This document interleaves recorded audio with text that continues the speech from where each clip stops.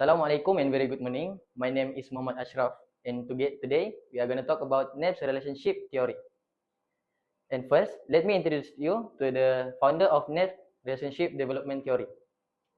The founder is Mark L. Knapp, and the main focus of this story is communication and how it changed over time. This story has two main pairs: coming together, which is building relationship, and coming apart, which is relationship breakdown. First, let me introduce you to the structure of the Knapp's relationship model. Okay, next I, Muhammad Adi Wafiq, will explain for you about structure Knapp relationship theory about coming together phase. The coming together phase explains how a relationship begins and develops over time. It focuses on how people move from being strangers to having a close relationship. So this phase has 5 stages. At the first, we got initiating. Second, we got experimenting. And the third, we got intensifying. And fourth, we got integrating. And for the last, we got the bonding. So for the initiating, this is the first stage where people meet and make first impression.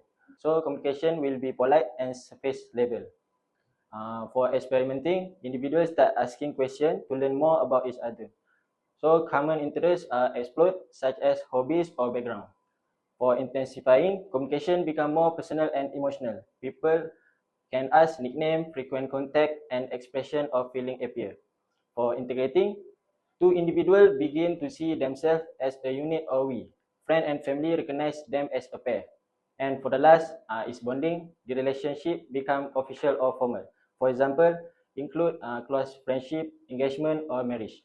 So the coming together phase shows how relationship grows step by step through communication and trust. Next, we move to structure Knapp relationship theory about coming apart phase. The coming apart phase refers to the stage where a relationship begins to weak and eventually break down. This process usually happens gradually, not suddenly. It consists of 5 stages. So we got differentiating, circumscribing, stagnating, avoiding, and for the last, terminating. So for differentiating, individuals start emphasizing their differences instead of similarities. So for example, we are not the same anymore. And for the circumscribing, communication become limited and less open. Sensitive topics are avoided in this communication. For stagnating, the relationship feels stuck with no progress. Conversation become repetitive and boring. And avoiding, both parties begin to distance themselves. Less communication and less time spent together. So for the last, for terminating, the relationship officially ends. This can happen peacefully or with conflict.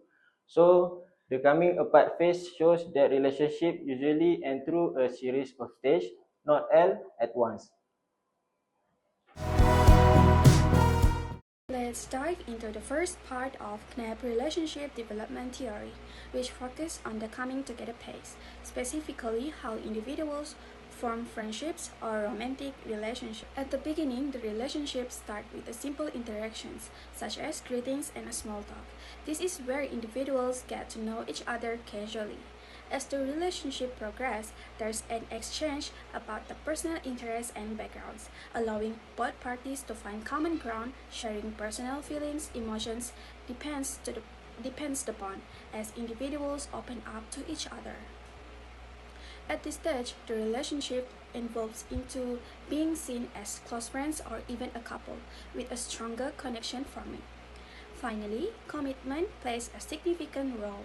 This could be in the form of the best friendship or the serious commitment seen in marriage. This phase is crucial for establishing lasting and meaningful relationships. That's a quick overview of the coming together phase. Let's explore more in the next section. My name is Nofata Izzati binti Izwan, and I will explain about this slide. It's about coming apart stage from an individual perspective, which usually happens when conflict starts to happen in a relationship. So at this stage, the individual begins to focus more on personality differences rather than similarities. Small issue feels bigger and misunderstandings become more common. When communication is reduced and the person may avoid deep and emotional conversation, Instead of talking things through, they may keep feeling to themselves. As the situation continues, the relationship stops growing. The individual may start avoiding contact because being apart feels easier than facing conflict. So over time, emotional distance increases and the individual may accept that the relationship is no longer healthy. So eventually, this stage can lead to the end of the relationship where the individual emotionally detach and move on. Hi, my name is Lutfia Alia binti Dokipli. I will talk about group level, group assignment, or classmate.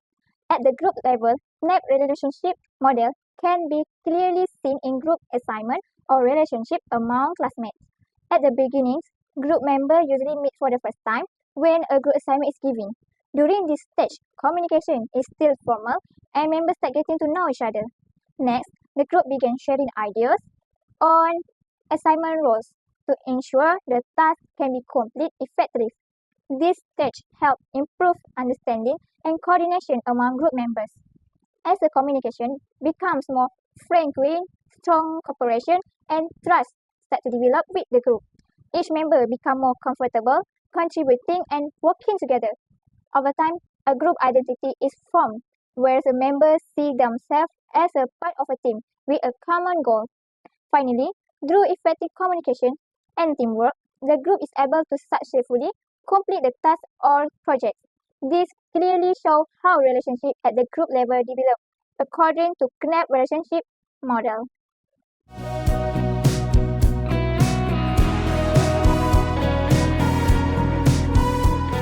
Hello, my name is Umi Aisha and I will now explain the Knapp relationship development model in organization.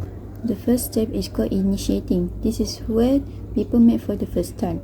The communication is usually polite, careful and formal. In organization, this will happen to new employees during the first meeting. First impressions are very important at this stage. The next stage is called experimenting. This is where individuals begin to learn more about each other. They will engage in small talk and share basic information such as the job roles and background. In a workplace, it will find a common ground to see if they can work well together. The next stage is called intensifying. This is where communication becomes more open and personal. Trust starts to build and people interact more frequently, and in organization, this can be seen as strong teamwork, mentoring relationship, and employees being comfortable to share their ideas and feedback. The next stage is called integrating. This is where individuals start to see themselves as a unit or a team. They will use the term we instead of I more. In this stage, this will appear in high collaborative teams with shared goals, routines, and responsibility. The last stage is called bonding. This is where it lacks commitment but in a formal way. In organization, this can include promotions, leadership roles, and long-term partnerships, and this relationship will be recognized and stabilized. So in conclusion, Knapp relationship model is very useful in organization to improve their communication and to make the organization more successful. Okay, now I will talk about importance of the theory. Why is Knapp theory relationships important? Knapp's relationship theory is important because it helps us understand how relationships are formed, develop, and change over time. The theory explains the different stages of relationships, allowing individuals to recognize behaviors and emotions at each stage. It also helps improve communication skills by encouraging more effective and meaningful interactions. In addition, the theory assists in resolving and managing conflicts by helping individuals identify the causes of problems within relationships. Therefore, Knapp's theory is useful in both personal life, such as friendships and family relationships, and professional settings, including workplace and organizations. My name is Arni binti Ramizi. So, in conclusion, Knapp's relationship development explains relationship as a step-by-step process. The theory applied at individual level, group level, and organization level. This theory can help build a healthier, stronger, and more lasting relationship. Last but not least, communication is the key to successful relationship. That's all from us. Thank you.